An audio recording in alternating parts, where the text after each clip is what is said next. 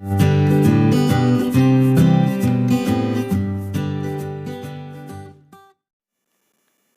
Friends, स्वागत है एक बार फिर से आपका इस नए वीडियो लेक्चर में। तो आज की इस वीडियो लेक्चर में हम लोग बात करने वाले हैं डॉल्बी सिस्टम के बारे में। बहुत सारे लोगों का कमेंट आ रहा था, सर डॉल्बी सिस्टम पे वीडियो बनाइए। तो इस वीडियो लेक्चर में हम लोग कवर करेंगे डॉल्बी सिस्टम को, बेसिक से लेके एडवांस सारे टॉपिक को हम लोग कवर करेंगे डॉल्बी सिस्टम के बारे में। ठीक है, तो वीडियो को प्लीज़ लास्ट तक देखिएगा, बहुत सारा नॉलेज मिलेगा और आपके एग्जाम के पॉइंट ऑफ व्यू से भी इम्पोर्टेंट है, पूछ सकता है एग्जाम में। तो सबसे पहले हम लोग देखते हैं कि डॉल्बी सिस्टम में कौन कौन से टॉपिक को कवर करेंगे। तो सबसे पहला हम लोग का टॉपिक जो रहेगा वो basic of Dolby system. Dolby system का बेसिक नॉलेज रहेगा, इसका काम क्या होता है, क्यों डॉल्बी सिस्टम यूज किया गया। और सेकेंड पॉइंट हम लोग का रहेगा digital Dolby system. Digital Dolby system क्या होता है, जिसको डॉल्बी AC3 भी कहते हैं। ठीक है, तो इसके बारे में हम लोग स्टडी करेंगे। अगला जो टॉपिक हम लोग का इसका फ्रीक्वेंसी रिस्पॉन्स, अलग अलग तरह की इसकी फ्रीक्वेंसी रिस्पॉन्स आता है। हम लोग इसमें pre emphasis D emphasis use करते हैं डॉल्बी सिस्टम में, तो इसका अलग अलग फ्रीक्वेंसी रिस्पॉन्स आता है, तो उसको हम लोग कवर करेंगे। अगला जो हम लोग का टॉपिक रहेगा वो डॉल्बी ए सिस्टम रहेगा। तो जो भी डॉल्बी सिस्टम हम लोग पढ़ेंगे उसको फिर से बाद में जाके इसको कैटेगराइज किया गया कि वो Dolby A system, Dolby B, Dolby S, Dolby SR, Dolby X, इस तरह से कई पार्ट में इसको डिवाइड कर दिया गया। तो इसमें हम लोग समझेंगे कि डॉल्बी ए सिस्टम क्या है और डॉल्बी बी सिस्टम क्या है। डॉल्बी बी सिस्टम को भी हम लोग देखते हैं, और जो डॉल्बी सिस्टम है उसका एप्लीकेशन कहाँ पे है, इसका यूजेस कहाँ पे होता है, इसको भी हम लोग इस वीडियो लेक्चर में कवर करेंगे। तीन सारे टॉपिक को एक ही वीडियो लेक्चर में कवर करेंगे, आसान भाषा में, आपको बहुत अच्छे से समझ में आएगा। तो चलिए शुरू करते हैं। सबसे पहले हम लोग देखते हैं basic of Dolby system. Dolby system का बेसिक नॉलेज देखते हैं कि डॉल्बी सिस्टम का यूज क्यों किया गया। तो डॉल्बी नाम के एक वैज्ञानिक थे जिनके नाम पर इस सिस्टम को रखा गया था, इन्हीं के द्वारा इसको इंट्रोड्यूस किया गया था। जो डॉल्बी सिस्टम है उसको इंट्रोड्यूस किया गया था डॉल्बी नामक वैज्ञानिक ने। तो इसमें क्या होता है, नॉइज रिडक्शन, क्योंकि जो डॉल्बी सिस्टम होता है वो स्पेशल बनाया गया था नॉइज़ को कम करने के लिए। नॉइज़ क्या होता है, अनवांटेड सिग्नल होता है या अनडिजायर्ड सिग्नल होता है। कोई भी डिवाइस हम लोग को आउटपुट दे रहा है, उसमें कुछ नॉइज आ गया, मतलब उस सिग्नल की हम लोग को ज़रूरत नहीं थी, फिर भी वो आउटपुट में ऐड होके हम लोग को मिल गया, तो उसको बोलते हैं नॉइज, अनवांटेड सिग्नल या फिर अनडिजायर्ड सिग्नल भी बोलते हैं। तो जो डॉल्बी सिस्टम है वो नॉइज रिडक्शन सिस्टम है, इसको बोलते हैं डॉल्बी नॉइज रिडक्शन सिस्टम। ठीक है, नॉइज को कम करने के लिए, नॉइज को रिड्यूस करने के लिए हम लोग यूज करते हैं किसका, डॉल्बी सिस्टम का। अब देखते हैं कि SNR क्या होता है, signal to noise ratio. SNR, signal to noise जो रेशियो होता है 1/, नॉइज के इक्वल होता है। मतलब अगर हम लोग का जो SNR है ज़्यादा हो रहा है तो जो नॉइज है वो कम होगा। ठीक है, तो नॉइज से रिलेटेड होता है सिग्नल टू नॉइज रेशियो। अगर किसी भी डिवाइस का SNR, signal to noise ratio अच्छा है, तो उसमें जो उस डिवाइस का जो नॉइज होगा वो कम होगा। ठीक है, इसका कहने का मतलब यही है। तो जो डॉल्बी सिस्टम है उसको स्पेशल किस लिए बनाया गया था, नॉइज को रिड्यूस करने के लिए। नॉइज को रिड्यूस करने से पहले SNR को हाई कर देगा। ठीक है, लगभग 10 to 15 dB इम्प्रूवमेंट करेगा SNR में, जो डॉल्बी सिस्टम होता है। तो जो SNR होता है, सिग्नल टू नॉइज रेशियो, उसमें जो इम्प्रूवमेंट करेगा डॉल्बी सिस्टम, तो अपने आप से जो नॉइज होगा वो रिड्यूस हो जाएगा। वो भी कितना करेगा, 10 to 15 dB तक कर सकता है, इससे ज़्यादा नहीं कर सकता है डॉल्बी सिस्टम। ठीक है, तो ये तो हो गया आपका बेसिक। इसके बाद अगला पॉइंट है, जब भी रिकॉर्डिंग होगा तो उसके समय हम लोग प्री एम्फेसिस सर्किट का यूज़ करेंगे। प्री एम्फेसिस जो सर्किट होता है एक प्रकार का हाई पास फिल्टर होता है। हाई पास फिल्टर मतलब कि हाई फ्रीक्वेंसी वाले रेंज को पास करेगा, लोअर फ्रीक्वेंसी रेंज को रिजेक्ट कर देगा। और जो प्लेबैक होता है उसी को जब प्लेबैक करके चलाते हैं तो वहाँ पे हम लोग यूज़ करते हैं D emphasis circuit. D emphasis circuit क्या होता है, एक प्रकार का लो पास फिल्टर होता है। लो पास फिल्टर मतलब यहाँ से जो लोअर फ्रीक्वेंसी वाले सिग्नल होंगे वो पास हो जाएंगे, जो लोअर फ्रीक्वेंसी होगा वो पास हो जाएगा, जो हायर फ्रीक्वेंसी होगा वो ब्लॉक हो जाएगा, तो इसको बोलते हैं लो पास फिल्टर। तो यहाँ पे रिकॉर्डिंग के समय आपका प्री एम्फेसिस का यूज होता है और प्लेबैक के समय डी एम्फेसिस का यूज होता है।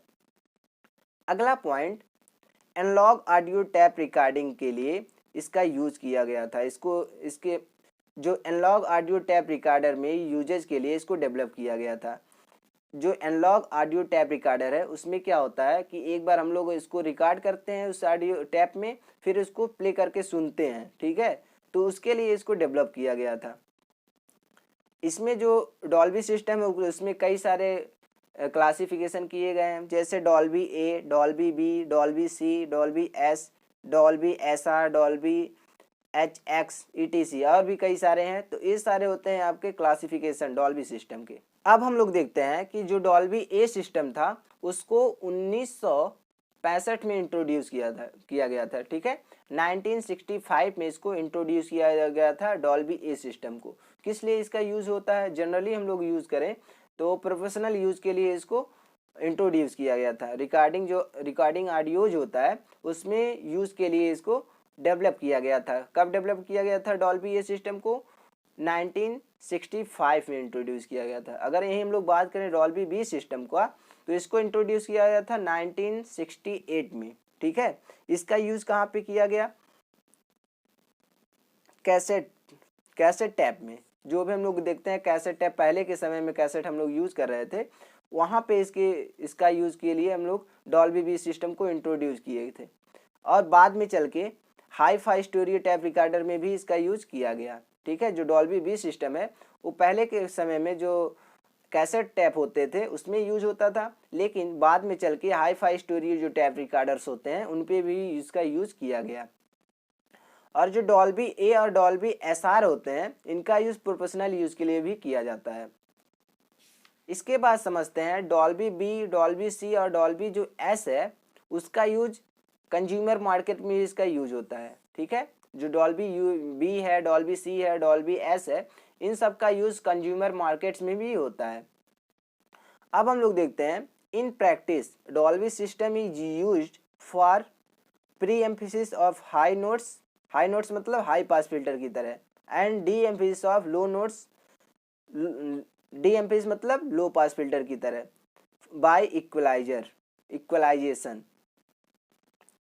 Dolby system provides 10 to 15 dB improvement in SNR।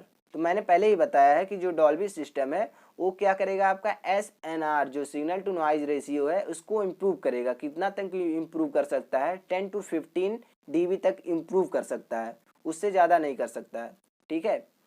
इसके बाद हम लोग देखते हैं digital Dolby system. Digital Dolby system क्या होता है इसको हम लोग देखते हैं।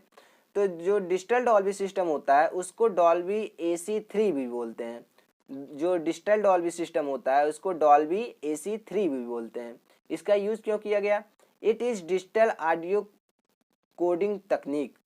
जो भी डिजिटल ऑडियो है उसको कोड करने का तकनीक होता है, डिजिटल ऑडियो कोडिंग तकनीक होता है Dolby system, digital Dolby system, ठीक है। इसमें क्या होता है, नॉइज़ को एलिमिनेट्स करेगा या फिर मास्क करेगा या फिर रिड्यूस करेगा। नॉइज़ को ये समाप्त कर देगा या फिर इसको रिड्यूस कर देगा, कम कर देगा, ठीक है। तो इसका काम यही है, चाहे डिजिटल डॉल्बी सिस्टम हो, कोई भी डॉल्बी सिस्टम हो, उसका यूज इसीलिए किया जाता है कि नॉइज़ को रिड्यूस किया जा सके, कम से कम किया जा सके या फिर समाप्त किया जा सके। तो मैंने बताया आल्सो कॉल्ड डॉल्बी AC3। तो जो डिजिटल डॉल्बी सिस्टम है उसको डॉल्बी AC3 भी बोलते हैं। इसका यूज़ कहाँ कहाँ पे होता है? DVD डिजिटल वर्सेटाइल डिस्क, जो DVD है वहाँ पे भी इसका यूज़ किया गया था डिजिटल डॉल्बी सिस्टम का। और HD TV में भी इसका यूज़ किया जाता है। हाई डिफिनेशन जो टेलीविज़न होता है HD TV, उसमें भी डिजिटल डॉल्बी सिस्टम का यूज़ किया जाता है। तो आप लोग के सिलेबस में HD TV है तो उसको हम लोग कवर करेंगे, HD TV को अच्छे से कवर करेंगे क्योंकि ये भी इम्पोर्टेंट टॉपिक है, इससे क्वेश्चन आ सकते हैं एग्जाम में। और कहाँ पे इसका यूज है? डिजिटल केबल में भी इसका यूज होता है डिजिटल डॉल्बी सिस्टम का, और फिर सैटेलाइट ट्रांसमिशन में भी डिजिटल डॉल्बी सिस्टम का यूज होता है। अब हम लोग देखते हैं इसका फ्रीक्वेंसी रिस्पॉन्स, ठीक है। तो फ्रीक्वेंसी रिस्पॉन्स इसका फ्रीक्वेंसी रिस्पॉन्स आता है। पहला आता है प्री एम्फेसिस का, जब हम लोग यूज़ नहीं करते हैं उससे उस समय जो फ्रीक्वेंसी रिस्पॉन्स होता है, और जो दूसरा फ्रीक्वेंसी रिस्पॉन्स होता है वो प्री एम्फीसिस यूज करने पर जो फ्रीक्वेंसी रिस्पॉन्स होता है, और तीसरा जो फ्रीक्वेंसी रिस्पॉन्स होता है वो डी एम्फीसिस सर्किट यूज करने के बाद जो फ्रीक्वेंसी रिस्पॉन्स होता है। तो 3 तरह का फ्रीक्वेंसी रिस्पॉन्स इसमें आता है। तो फर्स्ट फ्रीक्वेंसी रिस्पॉन्स के बारे में हम लोग बात करें तो signal in the absence of boosting in so figure 1। तो इस फिगर से हम लोग समझते हैं पहले फ्रीक्वेंसी रिस्पॉन्स को, जब हम लोग प्री एम्फीसिस का यूज नहीं कर रहे हैं, पोजीशन विदाउट प्री एम्फीसिस, प्री एम्फीसिस जो सर्किट है उसका हम लोग यूज नहीं कर रहे हैं, उस समय का जो फ्रीक्वेंसी रिस्पॉन्स है कुछ इस फॉर्म में है। यहाँ पे देख सकते हैं इस एक्सिस पे आपका इंटेंसिटी है जो कि डीबी में है, और इस एक्सिस पे फ्रीक्वेंसी है। ठीक है, यहाँ पे देख सकते हैं यहाँ पे 30 है, यहाँ पे 40 है। तो ए वाला जो लाइन दिखाई दे रहा है और ए वाला जो लाइन दिखाई दे रहा है, ये आपका नॉइज है। ठीक है, इस तरह से देख सकते हैं कि नॉइज आ रहा है इसमें, ये वाला जो है आपका नॉइज है, और यहाँ से जो सिग्नल है ये आपका ऑडियो लेवल का सिग्नल है। ठीक है, ये वाला जो है आपका कर्व वो ऑडियो लेवल है। तो पहला जो फ्रीक्वेंसी रिस्पॉन्स है इस टर्म में होता है। ठीक है, अब हम लोग देखते हैं दूसरा जो फ्रीक्वेंसी रिस्पॉन्स है, after boosting recording noise remains unchange but signal is boosted as shown figure 2। तो इसमें क्या होता है कि रिकॉर्डिंग के समय में जो भी नॉइज होता है, ठीक है, जो नॉइज होता है उसमें चेंजेस नहीं होते हैं, फिर भी जो सिग्नल है वो बूस्ट हो जाते हैं। ठीक है, तो ये इस फ्रीक्वेंसी जो रिस्पॉन्स है इसका फ्रीक्वेंसी रिस्पॉन्स यहाँ से हम लोग देखते हैं। तो इस समय पे यहाँ पे फ्रीक्वेंसी रिस्पॉन्स है, और यहाँ पे है आपका फ्रीक्वेंसी, इस एक्सिस पे है आपका इंटेंसिटी डीबी। तो ये वाला जो फ्रीक्वेंसी रिस्पॉन्स है वो जो हम लोग प्री एम्पीरियस यूज कर लिए हैं उस समय का बाद, इस समय के बाद का जो फ्रीक्वेंसी रिस्पॉन्स है वो इस तरह से होता है। ठीक है, तो यहाँ पे देख सकते हैं कि जो नॉइज का है वो सीधे जा रहा है, रिड्यूस नहीं हो रहा है, फिर भी रिड्यूस यहाँ पे नहीं हो रहा है, और जो ऑडियो है यहाँ पे जो ऑडियो लेवल है उस तरह से यहाँ पे हो जा रहा है इतना। ठीक है, और रिकॉर्डिंग के समय में हो रहा है। इसके बाद हम लोग जो इसका फ्रीक्वेंसी रिस्पॉन्स है वो during playback signal and noise both are reduce in figure 3। तो तीसरा जो फ्रीक्वेंसी रिस्पॉन्स है इसमें क्या है कि जो हम लोग डी एम्फीसिस सर्किट यूज कर रहे थे उसके बाद का जो फ्रीक्वेंसी रिस्पॉन्स है, ठीक है, डी एम्फीसिस सर्किट हम लोग यूज कर दिए तो उसका जो फ्रीक्वेंसी रिस्पॉन्स है वो कैसे आता है। तो यहाँ पे देख सकते हैं आप, इस एक्सिस पे आपका इंटेंसिटी है जो कि डीबी में है, और इस एक्सिस पे आपका फ्रीक्वेंसी है। ठीक है, तो यहाँ पे देख सकते हैं आप, ये वाला जो है आपका नॉइज है, यहाँ पे नॉइज रिड्यूस हो जा रहा है। ठीक है, नीचे आ रहा है मतलब नॉइज रिड्यूस हो रहा है। तो नॉइज रिड्यूस हो रहा है, लेकिन साथ साथ जो ऑडियो लेवल है वो भी धीरे धीरे रिड्यूस हो रहा है। ठीक है, तो प्लेबैक के समय में क्या होता है, जो सिग्नल होता है जो नॉइज होता है वो धीरे धीरे दोनों रिड्यूस होता है एक साथ। तो यहाँ पे जो नॉइज है वो भी धीरे धीरे रिड्यूस हो रहा है। ठीक है, और जो यहाँ पे ऑडियो लेवल है वो भी रिड्यूस हो रहा है जब हम लोग यूज कर देते हैं डी एम्फीसिस सर्किट उसके बाद। अब हम लोग देखते हैं डॉल्बी ए सिस्टम क्या होता है। डॉल्बी ए सिस्टम में 2 ही सर्किट हम लोग यूज करते हैं। तो यहाँ पे देख सकते हैं, यहाँ से हम लोग इनपुट देते हैं, ये वाला जो सर्किट है फर्स्ट सर्किट है, ये वाला सेकेंड सर्किट है। जो फर्स्ट सर्किट है उसमें हम लोग एक एडर सर्किट का यूज करते हैं, उसके साथ में एक डिफरेंशियल नेटवर्क हम लोग यूज करते हैं, और यहाँ से हम लोग को मिल जाता है आउटपुट। यहाँ से इनपुट देते हैं, यहाँ पे एक एडर सर्किट होता है, एडर सर्किट पे का पास जाता है, और यहाँ से जो सिग्नल होता है वो डिफरेंशियल सर्किट के पास जाता है, फिर यहाँ से आता है जो सिग्नल वो एडर के पास आता है, दोनों मिक्स हो जाते हैं सिग्नल, यहाँ से हम लोग को आउटपुट मिल जाता है, जो कि डॉल्बी ए सिस्टम का ब्लॉक डायग्राम एक तरह से कह सकते हैं। ठीक है, इसको डीपली नहीं पढ़ना, सिर्फ यही देखना है कि यहाँ पे एक एडर सर्किट है, यहाँ पे एक डिफरेंशियल नेटवर्क है। ठीक है, यहाँ से हम लोग इनपुट दे रहे हैं, यहाँ से आउटपुट मिल रहा है। इसी तरह से यहाँ पे हम लोग सब्सट्रैक्टर भी लगा सकते हैं। ठीक है, तो यहाँ से हम लोग इनपुट देंगे, यहाँ से एक सब्सट्रैक्टर लगा होगा, यहाँ पे एक डिफरेंशियल नेटवर्क होगा, यहाँ पे आउटपुट होगा।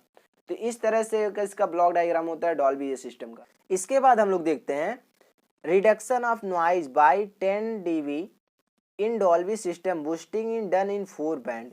ये वाला पॉइंट आपका बहुत ही इंपॉर्टेंट हो जाता है, क्योंकि जो डॉल्बी रिडक्शन सिस्टम होता है, जो डॉल्बी सिस्टम होता है, उसमें नॉइज को 10 से 15 dB रिड्यूस किया जा सकता है, लेकिन 4 बैंड में रिड्यूस किया जाता है। ठीक है, अलग अलग फ्रीक्वेंसी अलॉट करके उसमें जो नॉइज होता है उसको रिड्यूस किया जाता है। ठीक है, तो हम लोग देखते हैं 4 बैंड कौन कौन से हैं। तो फर्स्ट जो बैंड है वो बिलो है कितने से 80 हर्ट्ज फ्रिक्वेंसी है उससे नीचे की फ्रीक्वेंसी। फिर जो सेकंड बैंड है वो 80 हर्ट्ज टू 3 किलो हर्ट्ज, ठीक है, 3 किलो हर्ट्ज है। तो 80 हर्ट्ज टू 3 किलो हर्ट्ज हो गया दूसरा जो बैंड है। और तीसरा जो बैंड है वो 3 किलो हर्ट्ज से एवब, ठीक है। 3 किलो हर्ट्ज मतलब 3 किलो हर्ट्ज से 9 किलो हर्ट्ज। तो जो तीसरा बैंड होगा वो 3 किलो हर्ट्ज से होगा 9 किलो हर्ट्ज, ठीक है। और जो चौथा बैंड होगा वो 9 किलो हर्ट्ज से ऊपर होगा, ठीक है। तो इसमें क्या होता है कि जो डॉल्बी नॉइज रिडक्शन सिस्टम होता है उसमें हम लोग 10 से 15 तक 15 dB तक नॉइज को रिड्यूस कर सकते हैं, ठीक है। नॉइज को रिड्यूस कर सकते हैं यानी कि जो SNR है उसको इम्प्रूव कर सकते हैं। लेकिन इसमें 4 बैंड के थ्रू हम लोग करते हैं, 4 बैंड इसमें अलॉट करते हैं। 4 बैंड में इसकी फ्रिक्वेंसी को अलॉट करते हैं जिससे नॉइज को कम किया जा सकता है। तो जो फर्स्ट बैंड होता है वो 80 हर्ट्ज से नीचे होता है। और दूसरा जो बैंड होता है 80 हर्ट्ज टू 3 किलो हर्ट्ज होता है। और तीसरा जो होता है 3 किलो हर्ट्ज होता है, 3 किलो हर्ट्ज से 9 किलो हर्ट्ज होता है। और जो चौथा होता है वो 9 किलो हर्ट्ज से ऊपर, ठीक है। इस तरह से इसको अलॉट कर दिया जाता है अलग अलग फ्रीक्वेंसी। इसके बाद हम लोग समझते हैं अगला पॉइंट, बैंड्स 3 एंड 4 ओवरलैप एवं 9 किलो हर्ट्ज। यहाँ पे देख सकते हैं कि जो बैंड 3 है और जो बैंड 4 है वो 9 किलो हर्ट्ज पे ओवरलैप कर रहा है। इसका मतलब क्या है कि so that high frequency noise in the form of hissing sound is कंडली रिड्यूसेस। मतलब एक दूसरे को ओवरलैप कर रहे हैं, जो 9 किलो हर्ट्ज की फ्रीक्वेंसी है वो एक दूसरे को ओवरलैप कर रही है। इसका मतलब क्या है कि यहाँ पे इसका जो नॉइज है वो रिड्यूस हो रहा है, ठीक है। इसके बाद हम लोग समझते हैं each frequency band is processes separately by using low pass filter, high pass filter और फिर बैंड पास फिल्टर, ठीक है। लो पास फिल्टर का यूज़ करते हैं इसमें और हाई पास फिल्टर का यूज़ करते हैं और फिर बैंड पास फिल्टर का यूज़ करते हैं और लिमिटर सर्किट का यूज़ करते हैं। इन सारे सर्किट का यूज़ करके हम लोग अलग अलग फ्रीक्वेंसी जो बैंड होता है उसको सेपरेट कर देते हैं, अलग अलग फ्रीक्वेंसी रेंज को सेपरेट कर देते हैं, ठीक है। तो यही था आपका डॉल्बी सिस्टम। तो आई होप यह वीडियो लेक्चर आपको अच्छे से समझ में आया होगा डॉल्बी सिस्टम के बारे में। वीडियो समझ में आया होगा तो वीडियो को लाइक कीजिएगा, चैनल पर नए होंगे तो चैनल को सब्सक्राइब कर लीजिएगा। हाँ, अगर हो सके तो अपने दोस्तों के पास इस वीडियो को ज़रूर शेयर करें ताकि दूसरे का भी हेल्प हो सके। तो मिलते हैं नेक्स्ट वीडियो में, तब तक खुश रहिए, पढ़ते रहिए, मस्त रहिए। जय हिंद।